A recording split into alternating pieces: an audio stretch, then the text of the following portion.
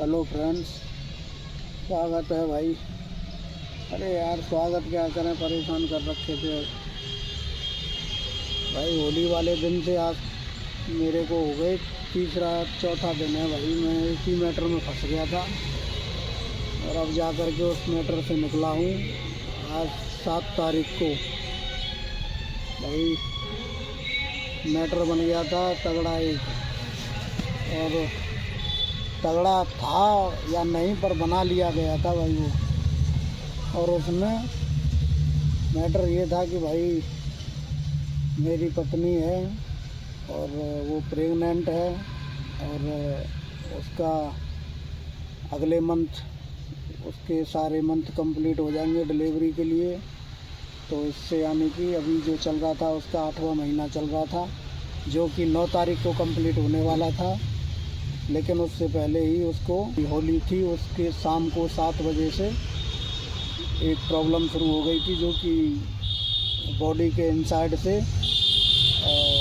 Unwanted activity हो रही थी। और भाई हमारा खोपड़ी ख़राब हो गया उनकी यार, ये तो बहुत बड़ा कलेश हो गया यार। अब भाई उसी समय से अपनी वीडियो छोड़ करके भाई उसी मैटर में घुस गए और दवा दब भाग रहा हूँ मैं इधर उधर हॉस्पिटलों में। हर दिन मतलब हर 2-3 घंटे पर एक हॉस्पिटल चेंज किया, एक डॉक्टर चेंज किया, क्योंकि मुझे सेटिस्फिकेशन नहीं मिल रहा था। जो वो बताते थे तमाम चेकअप हो गए, जो चेकअप जो बोल रहा था उसे करवा रहा था, जो दवाई थी उसे दवाई को दिलवा रहा था मैं। भाई इस भागदौड़ में वीडियो तो उन लोगों की नहीं बना पाया था, हॉस्पिटलों की या फिर जो भी हम ट्रीटमेंट ले रहे थे, करवा रहे थे, आ रहे थे, जा रहे थे, क्योंकि उस समय वो हमारी सिचुएशन सही नहीं थी। तो सबसे पहले भाई हम होली के शाम को इन्होंने समोसे बनाए थे, तो उन समोसों के बाद में अब पता नहीं सफोकेशन से या किससे इनको एलर्जी टाइप से, अब या फिर होली की भाग दौड़ थोड़ी हुई तो नहीं थी, लेकिन पता नहीं फिर भी छत पे आना जाना चढ़ना से पता नहीं किस वजह से वो इशू क्रिएट हो गया था। उसके बाद में शाम को 7 बजे उनको गोवर्धन में जो सकीत्रा वाली नर्स बताई जाती है उनके पास लेकर के गए हम, जल्दबाजी में ही वहाँ लेकर के पहुँचे। तो भाई उन्होंने ज़्यादा कुछ चेकअप नहीं किया, बस थोड़ा सा ही फॉर्मेलिटी पूरी की और उन्होंने बोला कि आपके पास एक सेकंड वो है, काफ़ी इम्पोर्टेंट है, एक भी सेकंड बिना गवाए आप इनको यहाँ से कहीं और रेफ़र करो, मथुरा के लिए बोला गया था। यानी कि अब भाई हमारा ये अपना भाई है, वो भी इसी फील्ड से है, तो उससे हमने कांटेक्ट किया, या फिर और भी हमारे गांव की महिलाएं जो थी उन्होंने पहले हमें बता रखा था कि मगोर्रा में है एक नर्स, वो भी अच्छा ट्रीटमेंट देती हैं। तो हमने मगोर्रा यानी कि भरतपुर के पास में पड़ता है जो, तो वहाँ पर उनको रात में ही हम लेकर के तुरंत चल दिए थे वहाँ 8 बजे। वहाँ से करीबन 1-1.5 घंटे में हम वहाँ पहुँच गए। फिर वहाँ पर जा कर के उन्होंने भी अपने हिसाब से चेकअप वगैरह किए और ट्रीटमेंट देना स्टार्ट किया, जहाँ कि हमको रात का 1 बज गया था। वहाँ से फिर उन्होंने बोल दिया कि अब आप जाइए, ये सेफ़ हैं। लेकिन जो प्रॉब्लम थी वो प्रॉब्लम उनसे सॉर्ट आउट हुई नहीं, लेकिन उनका बैलेंस पूरा अपना बिल बना करके दे दिया, बिल पेमेंट कर भी दिया, क्योंकि हमें बिल की टेंशन नहीं थी। हमारा पेशेंट जो है वो सही होना चाहिए। हमारे पेशेंट ने बोला भी उनसे कि अभी मैं ओके नहीं हूँ, लेकिन वो बोलेंगे इतनी प्रॉब्लम, ये ज़्यादा प्रॉब्लम नहीं है। तो हमने सोचा कि यहाँ आर्ग्यूमेंट करने से अच्छा नहीं है, हम बढ़ते हैं आगे। तो दूसरी जगह जाने के लिए सोचा और वहाँ से आ गए। फिर नाइट में हमने उनको रेस्ट दिया, क्योंकि ज़्यादा डोल भाग करने के लिए मना कर दिया था।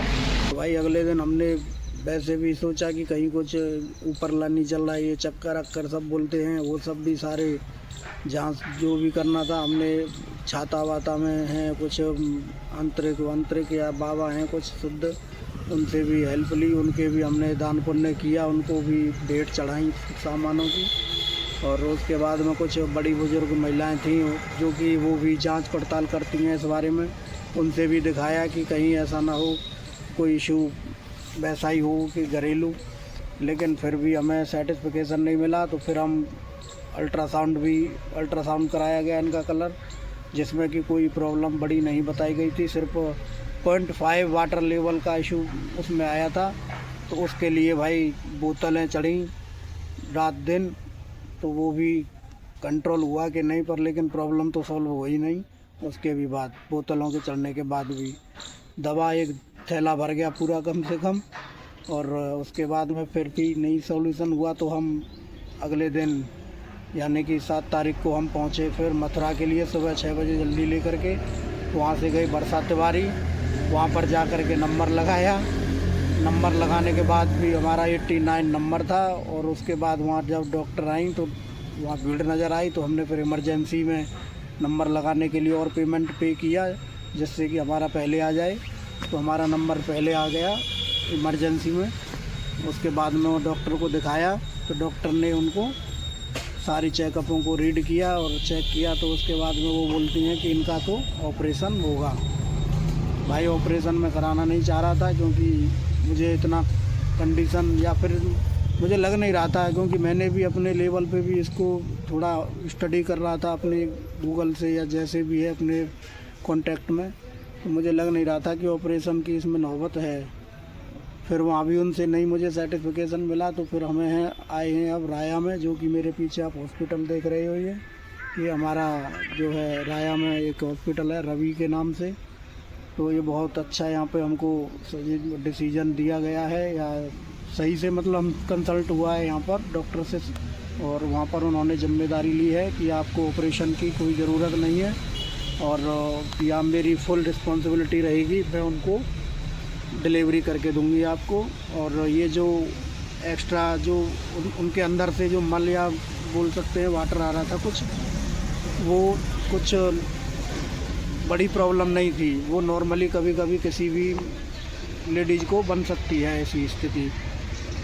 तो भाई ज़्यादा नहीं घबराएं। किसी की अगर इस तरीके की कंडीशन बने कि अगर पानी वानी आ रहा है किसी के, तो भाई ज़्यादा नहीं। मेरा तो बहुत पैसा है जो 3 दिन में मुझे मालूम है कि बस मैं हर मिनट पर दे ही रहा हूँ पैसा। भाई राधे राधे। अब हमारे पेशेंट अंदर से आ चुके हैं और हम अब जा रहे हैं यहाँ से। ओके, राधे राधे।